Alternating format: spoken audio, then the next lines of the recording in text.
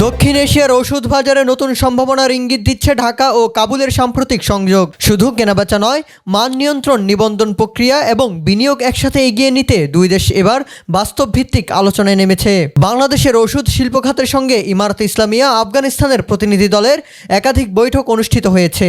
এসব বৈঠকে ওষুধ উৎপাদন, নিয়ন্ত্রণ, বাণিজ্য ও বিনিয়োগের সুযোগ নিয়ে আলোচনা হয়। একই সঙ্গে ওষুধ খাতে বাণিজ্যকে আইনগত, সুশৃঙ্খল ও স্বচ্ছভাবে পরিচালনার উপর জোর দেওয়ার কথা জানিয়েছে ইমারতে ইসলামিয়া আফগানিস্তানের জনস্বাস্থ্য মন্ত্রণালয়। সফরের অংশ হিসাবে আফগানিস্তানের জনস্বাস্থ্য মন্ত্রণালয়ের ওষুধ ও স্বাস্থ্যপণ্য নিয়ন্ত্রণের মহাপরিচালক হাফেজ ডাক্তার নাইমুল্লাহ আইয়ুবী, বাংলাদেশের ওষুধ নিয়ন্ত্রণকারী কর্তৃপক্ষের মহাপরিচালক ডাক্তার শামীম হায়দারের সঙ্গে সাক্ষাৎ করেন। সেখানে ওষুধ খাতে দ্বিপাক্ষীয় সহযোগিতা নিয়ে কারিগরি আলোচনা হয়। ভালো লাগার প্রতিটি মুহূর্তে থাকুক একটি সুন্দর পাঞ্জাবি সব বিধি আপনার সিগনেচার লুক। শুরু বসুন্ধরা সিটি, ঢাকা।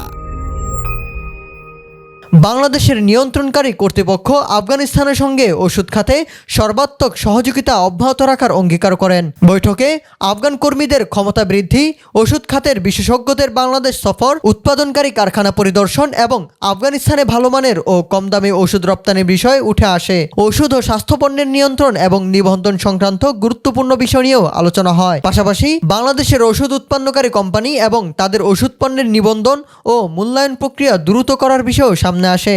জানানো হয়েছে, কারিগরি ধাপ সম্পন্ন হওয়ার পর এই বিষয়ে একটি সমঝোতা স্মারক স্বাক্ষর হবে। আরেকটি বৈঠকে হাফেজ ডাক্তার নাইমুল্লাহ আইয়ুবী, বাংলাদেশের ওষুধ শিল্প সমিতির মহাসচিব ডাক্তার মোহাম্মদ জাকির হোসেন এবং তার প্রতিনিধি দলের সঙ্গে বৈঠক করেন। সেখানে আফগান প্রতিনিধি দলের অন্যান্য সদস্য উপস্থিত ছিলেন। বৈঠকে উভয় পক্ষ ওষুধ উৎপাদন, নিয়ন্ত্রণ, বাণিজ্য ও বিনিয়োগ নিয়ে আলোচনা করে। ওষুধ খাতে বাণিজ্য যেন আইনগত, নিয়মতান্ত্রিক এবং স্বচ্ছভাবে হয় সেই বিষয়ে জোর দেওয়া হয়। একই সঙ্গে ওষুধ পণ্যের নিবন্ধন ও মূল্যায়ন প্রয়োজনীয় মানদণ্ড অনুযায়ী সম্পন্ন করা এবং দ্রুত করার উপর গুরুত্ব দেওয়া হয়। বৈঠকে আফগান পক্ষ বাংলাদেশের ওষুধ উৎপাদনকারী প্রতিষ্ঠানগুলোর প্রতিনিধিদের আফগানিস্তানে বিনিয়োগের আমন্ত্রণ জানায়। আফগান বিনিয়োগকারীদের সঙ্গে যৌথভাবে এবং এককভাবে বিনিয়োগের আহ্বানও জানানো হয়। বাংলাদেশ থেকে আফগানিস্তানে উচ্চমানের ওষুধ রপ্তানির বিষয়েও আলোচনা হয়। আফগান প্রতিনিধি দল প্রস্তাব দেয়, ভবিষ্যতে আফগানিস্তানে রপ্তানি হওয়া ওষুধের মূল্য লেবেলে দাম আফগান মুদ্রা আফগানিতে লেখা হোক এবং বিনিময় হার উল্লেখ করা হোক। তারা আরও জানায়, যেসব ওষুধের ব্যবহারযোগ্য মেয়াদ কম সময় বাকি থাকে সেগুলো আফগানিস্তানে রপ্তানি করা উচিত নয়। ব্যবসায়ীদের সমস্যা সমাধানে দুই দেশের মধ্যে প্রয়োজনীয় ব্যাংকিং সুবিধা নিশ্চিত করার প্রস্তাবও দেওয়া হয়। পাশাপাশি সমিতির সদস্যদের আফগানিস্তান সফর করে ওষুধ খাতে বিনিয়োগে এগিয়ে আসতে উৎসাহিত করা হয়। অন্যদিকে বাংলাদেশের ওষুধ শিল্প সমিতির কর্মকর্তারা অঙ্গীকার করেন, তারা আফগানিস্তানে মানসম্মত ওষুধ উপযুক্ত এবং কম দামে রপ্তানি করবেন। ওষুধ ও অন্যান্য পণ্য পরিবহন সহজ এবং দ্রুত করতে কাবুল ও ঢাকার মধ্যে কার্গো ফ্লাইট চালুর প্রয়োজনীয়তার উপরও জোর দেওয়া হয়।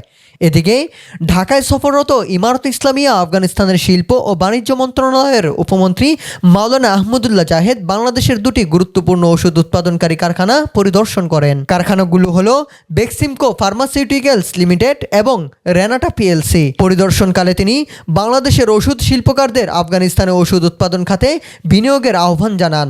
তিনি বলেন, আফগানিস্তানে পূর্ণ নিরাপত্তা নিশ্চিত করা হয়েছে। ইমারতে ইসলামিয়া শিল্প ও উৎপাদনকে সমর্থন করে এবং বিনিয়োগের জন্য প্রয়োজনীয় সব ধরনের সুবিধা প্রস্তুত রয়েছে।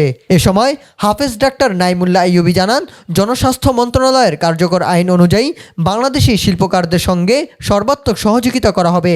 পরিদর্শনে আফগান ব্যবসায়ীরাও উপস্থিত ছিলেন। সফরের সময় তারা বাংলাদেশের প্রতিষ্ঠানগুলোর সঙ্গে সরাসরি চুক্তি স্বাক্ষর এবং বাংলাদেশ থেকে আফগানিস্তানে ওষুধ আমদানির বিষয়ে ঐকমত্যে পৌঁছান বলেও জানানো হয়েছে।